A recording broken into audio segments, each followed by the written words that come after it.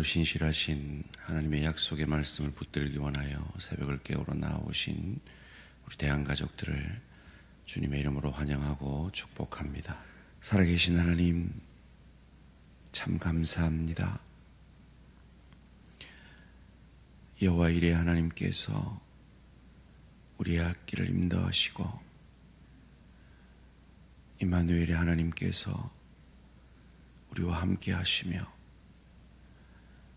에베네셀의 하나님께서 우리를 여기까지 인도하여 주시니 감사, 찬양, 영광을 돌려드립니다. 우리와 늘 함께 하시겠다고 약속하신 그 약속을 지금까지 우리 안에 신실히 이루신 하나님,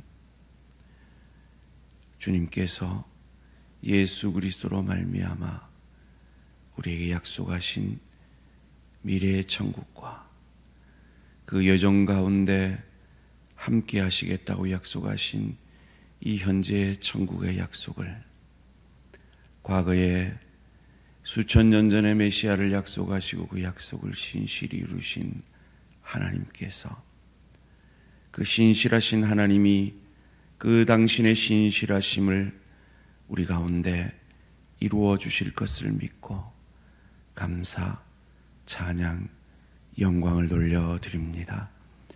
그 신실하신 하나님을 의지하여 이 새벽에 가정을 위하여 일터에서 소금과 빛 되기 원하여 주의 교회의 사명을 잘 감당하기 위하여 이 땅을 살아가는 데 필요한 그 현실의 필요를 위해 무엇보다 우리의 모든 인생 가운데 허락되어지는 그 깊이의 축복 가운데 예수님을 더 사랑하고 더 닮아가기 원하여 기도하는 모든 기도의 제목들에 신실히 응답하여 주시옵소서. 그 신실하신 하나님을 믿고 간구하오니 속히 이루실 기도의 제목들은 속히 이루시고 주님의 때에 주님의 방법으로 우리를 기다리게 하시며 그 기다림 속에서 우리를 빚어가시기를 원하시는 그 기도의 제목들 가운데서는 그 주님의 약속을 믿고 인내하며 기다리는 그 믿음 또한 우리에게 허락하여 주시옵소서. 하나님, 혹 우리가 우리에게 해로운 것들을 구하고 있습니까? 우리의 기도 가운데, 말씀 가운데 그것을 포기하고 내려놓는 믿음의 결단 또한 있게 하여 주시옵소서. 그 믿음을 분간하기 원하여 오늘도 말씀 앞에 겸손히 엎드립니다.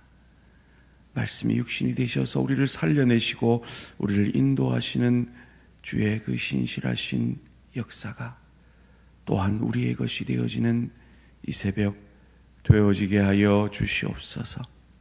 감사드리오며 이 모든 말씀 주 예수 그리스도 이름으로 기도합니다. 아멘. 오늘 읽으신 하나님 말씀 마태복음 24장 1절에서 14절까지 말씀입니다.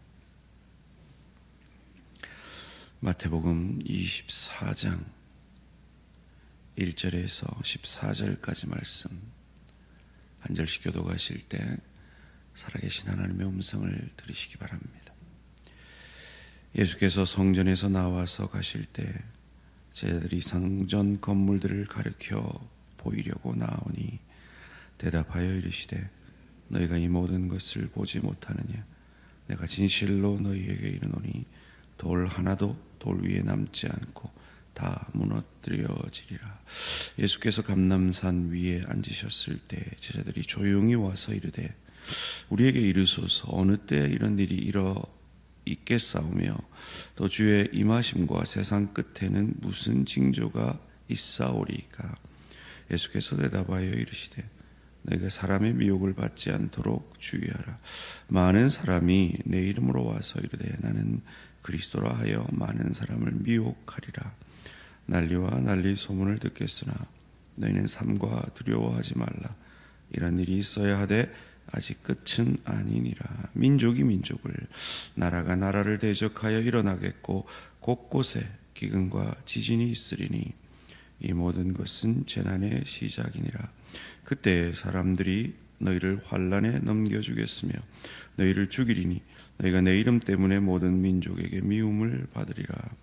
그때 많은 사람이 실족하게 되어 서로 잡아주고 서로 미워하겠으며 거짓 선지자가 많이 일어나 많은 사람을 미혹하겠으며 불법이 성함으로 많은 사람의 사랑이 식어지리라. 그러나 끝까지 견디는 자는 구원을 얻으리라.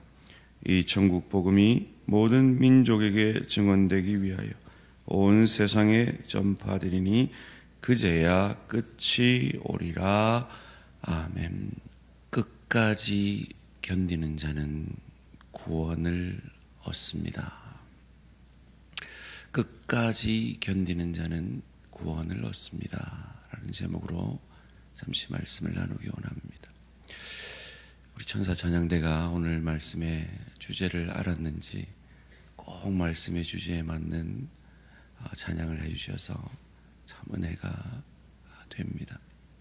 그런데 여러분, 오늘 본문을 읽으면서 좀 집중하신 분들은 이런 질문들이 일어나셨을 것 같습니다. 이거는 이미 일어났는데, 이거는 마지막 때 말 같은데, 이런 좀 혼돈이 있으셨을 것 같습니다. 맞습니다. 그것을 좀 어려운 말로는 예언적 원근법이라는 표현을 쓰는데요. 예수님은 지금 오늘 본문 속에서 아주 가까운 미래에 일어날 일과 먼 미래에 일어날 일, 즉 가까운 미래는 바로 성전이 곧 파괴될 것과 마지막 때 하나님의 심판의 날을 섞어서 말씀을 하고 계십니다. 이것을 통해서 우리는 무엇을 알 수 있을까요? 세 가지를 알 수가 있습니다. 하나님의 말씀, 예언의 말씀은 속히 이루어질 수도 있고 더디 이루어질 수도 있다는 겁니다. 두 번째는 반드시, 더디 이루어지든 속히 이루어지든 반드시 신실하신 약속의 하나님은 그 약속을 이루신다라는 것입니다. 세 번째는, 그리고 그 약속은 이미 우리 안에 이루어졌다라는 것입니다. 한 절씩 살펴보겠습니다. 1절 말씀입니다. 예수께서 성전에서 나와서 가실 때 제자들이 성전 건물들을 가르쳐 보이려고 나오니, 오늘 마태복음에는 나와 있지 않은데요, 동일 본문인 마가복음과 누가복음에는 제자들이 이 성전을 자랑하듯 얘기합니다. 예수님, 이 성전, 이 돌들 보세요, 대단하지 않습니까? 그때는 이미 헤롯 대왕이 43년간 지어질 그 성전을 짓고 있어 44년간 지어질 그 성전을 짓고 있었습니다. 그 짓는 과정 속에 그 대단하다라는 말이 나올 정도로 엄청난 규모로, 이 스룹바벨 성전에 비하면 정말 대단한 규모로 유대인들의 환심을 사기 위해서 지어지고 있었죠. 그런데 우리 예수님은요, 마치 김 목사 설교처럼 자꾸 시비를 겁니다. 의문을 제기하게 만들죠. 2절 말씀입니다. 대답하여 이르시되 너희가 이 모든 것을 보지 못하느냐? 내가 진실로 너희에게 이르노니 돌 하나도 돌 위에 남지 않고 다 무너뜨려지리라. 그냥 그 아름답게 지어지는 성전 보고 그래, 그제 대단하지, 이렇게 그냥 긍정해주고 동감해주면 됐잖아요. 그런데 예수님은 굳이 시비를 겁니다. 너희들이 이거 대단하다고 생각하지? 이거 곧 무너질 거야 라고 말씀합니다. 제자들에게는 충격이었던 것 같습니다. 그래서 잠시 틈을 둔 다음에 예수님께 묻습니다. 3절 말씀입니다. 예수께서 감람산 위에 앉으셨을 때 제자들이 조용히 와서 이르되 우리에게 이르소서 어느 때에 이런 일이 있겠사오며 또 주의 임하심과 세상 끝에는 무슨 징조가 있사오리까. 왜 이렇게 성전이 무너지는 게 언젠지, 그리고 세상 끝에 대해서 왜 물을까요? 유대인들에게는 성전은 그들의 전부입니다. 성전이 무너진다는 건 그들의 세상이 끝나는 것이죠. 임마누엘의 하나님이 그들과 함께 하신다는 것을 상징하는 것이 성전이기 때문입니다. 랍비이신 예수님께서 이렇게 앉으셨습니다. 랍비들은 앉아서 가르치기 때문이죠. 그때 이 제자들이 질문합니다. 이때 예수님이 하신 말씀이 앞서 말씀드린 예언적 원근법을 가지고 곧 일어날 이 성전이 무너질 것, 그리고 지금 그들에게 나타나고 있는 내가 그리스도다 하는 그 현상들,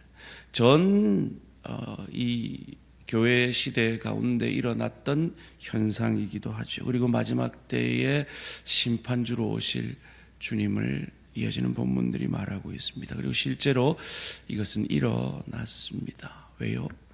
예수님이 신실하게, 그 약속이 신실하신 하나님이 예수님이 말씀하신 말씀이기 때문이죠. 예수님이 돌아가신 이후 약 4, 5년 뒤에, 혹은 7, 8년 뒤 AD 37년경으로 기록하고 있습니다. 요세푸스라는 그 시대에 우리에게 많은 글들을, 책들을 남겨주고 있어서 그 시대의 상황들에 대해서 잘 이해하게끔 만들어주는 그 학자가 태어납니다. 그런 유대 전쟁사, 유대 역사를 기록한 교회사 등의 책들을 남겨주므로 그 시대의 상황에 대해서 우리에게 전해주고 있습니다. 예수님이 돌아가신 이후 한 30년 뒤에 이 로마의 세금이 잘 거쳐지지 않아서 로마 징세관들이 이 성전에 있는 은을 가져갑니다. 이건 유대인들에게는 충격적인 사건이죠. 그래서 AD 66년경에 큰 반란이 일어났다라고 적고 있습니다. 그것 때문에 AD 70년경에 티투스 디도 장군에 의해서 예루살렘 성전은 정말 회파되어집니다. 오늘 본문대로 돌 위에 돌 하나도 남지 않는 회파가 되어집니다. 왜 그랬나? 그냥 무너뜨리기만 하면 됐지. 이때 소문이 났답니다. 이 성전의 돌 사이에 보물을 숨겨놨다는 소문이 있었다고 합니다. 그래서 이 돌을 다 깨부숴서 그 보물을 찾으려고 하다가 이 말씀이 그대로 이루어진 것이죠. 44년 동안 지어진 그 성전이 7년 만에 회파가 되어진 겁니다. 그때 이 로마가 큰 군사를 일으켜서 왔을 때 이 포위 작전을 폈대요. 유대 전쟁사에서 있었던 얘기인데요. 이 19년부터 63년까지 지어진 이 성전을 파괴하기 위해서 그 군사들이 포위를 했을 때 이 차단 작전을, 이 외부와 차단 작전을 벌여서 유대 이 로마 군인들이 들어가니까 이 시체가 너무 많았다고 합니다. 굶어 죽은 시체들이었죠. 심지어 엄마가 아이의 이 시체를 구워 먹었다라는 그런 기록도 하고 있습니다. 충격적인 장면이죠. 약 9만 7천 명이 노예로 잡혔고 110만 명이 이 전쟁에서 죽었다고 합니다. 그런데 놀라운 사실은 요세푸스는 이때 기독교인들은 많이 성을 빠져나갔다라고 기록하고 있습니다. 왜냐하면 예수님의 이 예언을 기독교인들은 이미 알고 들었기 때문입니다. 1절에 의하면 이 요세푸스의 교회사에서 베스파시안 장군이 처음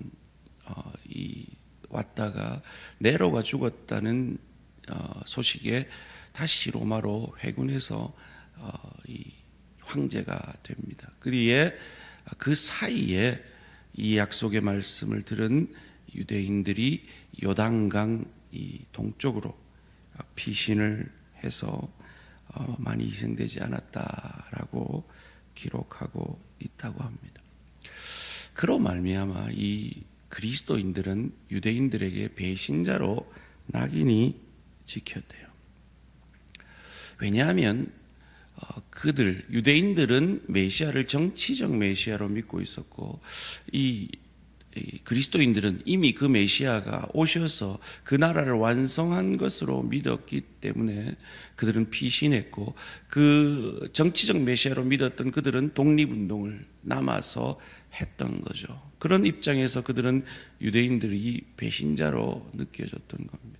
그래서 이 회당에서 같이 그리스도인들도 예배드리고 주일도 예배드리고 했던 그 시대 상황 속에서 그들이 더 이상 그리스도인들이 회당에서 예배를 드릴 수 없었던 것은 이 회당 예배 가운데 이 그리스도인들을, 그렇게 배신했던 그리스도인들을 저주하는 기도의 문구를 넣어서 그렇게 되었다라는 기록이 있다고 합니다.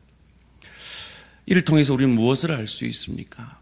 하나님의 약속은 반드시 이루신다는 것이죠. 더디 이루시든 속히 이루시든 말이죠. 그리고 주님은 그 약속 가운데 이렇게 약속합니다. 13절 말씀 함께 읽습니다. 시작. 그러나 끝까지 견디는 자는 구원을 얻으리라.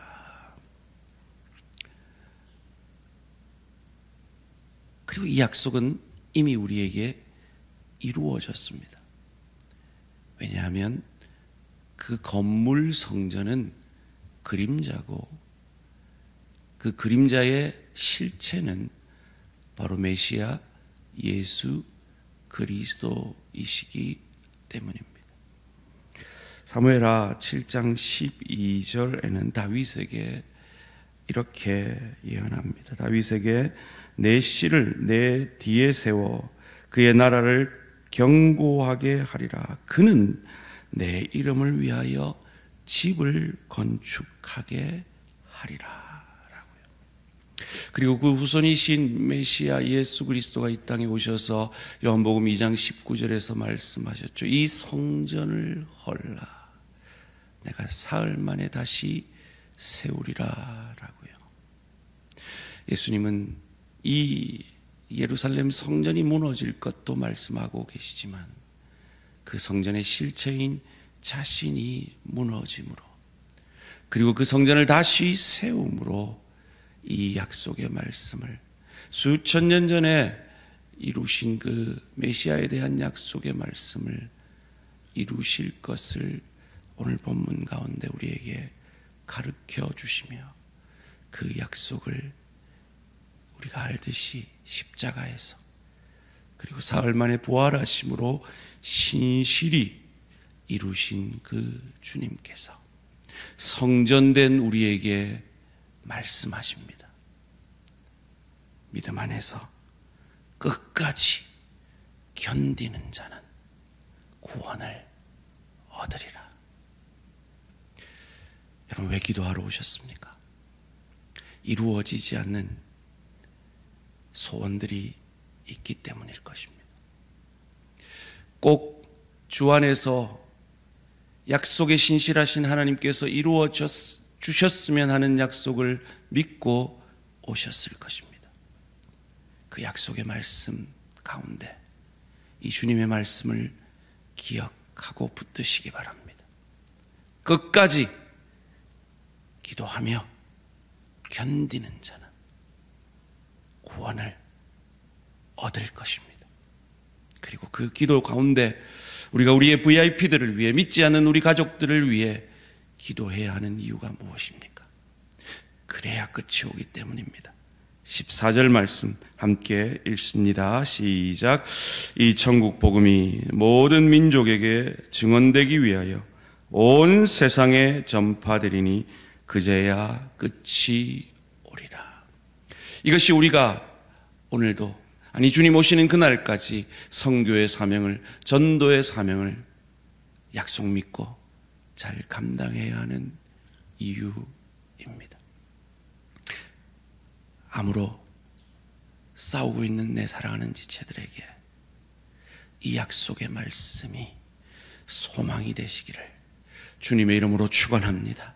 여러 가지 질병과 경제적 어려움과 관계의 어려움과 이루어지지 않는 소원 때문에, 해결되지 않는 문제 때문에 기도의 자리로 나온 사랑하는 내 지체들에게 이 약속의 말씀이 소망이 되어짐으로 끝까지 기도하며 견디는 저와 우리 모든 성도님들 되시기를 주님의 이름으로 축원합니다.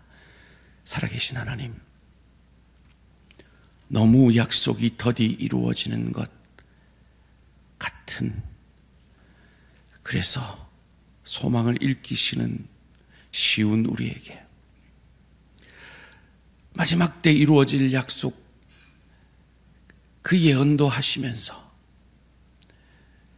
몇십 년 뒤에 이루어질 그 예언을 하시고, 우리에게 요세푸스라는 당신의 사람을 통해 그 약속이 얼마나 신실히 이루어졌는지를 알게 하신 그 주님, 그리고 이미 성전 대신 당신의 죽으심과 부활로 새로운 성전이 바로 나 자신인 것을 믿고 알게 하신 주님, 이 믿음으로 아직 이루어지지 않는 마지막 때의 예언을 신실히 믿고, 주님께서 의인의 강구는 역사하는 힘이 많다고 하신 이 약속의 말씀을 믿고 병 고침을 위해 기도하는 내 사랑하는 지체들의 기도에 주님께서 먼저 그 나라와 그 의를 구하는 자에게 모든 것을 더하여 주시겠다고 약속하시는 그 약속의 말씀을 붙들고 풍요의 축복을 간구하며 관계 회복을 위해 무엇보다 내 가족, 내 VIP들의 구원을 위해 기도하며 헌신하는 그 신실한 헌신과 기도를 신실하신 하나님, 그 약속을 더디 이루실지라도 반드시 이루시며 이미 우리에게 이루신 그 하나님의 약속의 말씀을 믿고 끝까지 기도하며 견딤으로 구원을 얻는 우리 모든 대한가족들 되어질 수 있도록 은혜 내려 주시옵소서. 감사드리오며 이 모든 말씀 주 예수 그리스도 이름으로 기도합니다. 아멘. 하늘에 계신 우리 아버지여, 이름이 거룩히 여김을 받으시오며 나라가 임하시오며 뜻이 하늘에서 이루어진 것 같이 땅에서도 이루어지이다. 오늘 우리에게 일용할 양식을 주시옵고 우리가 우리에게 죄 지은 자를 사하여 준 것 같이 우리 죄를 사하여 주시옵고 우리를 시험에 들게 하지 마시옵고 다만 악에서 구하시옵소서.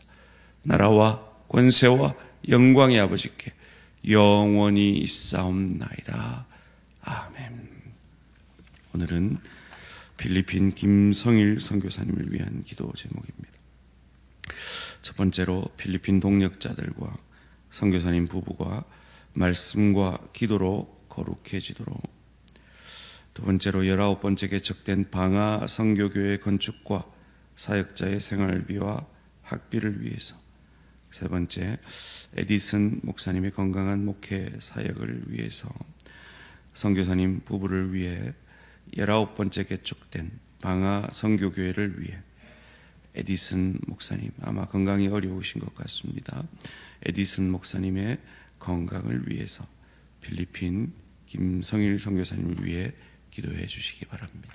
오늘 하루도 승리하시기 바랍니다.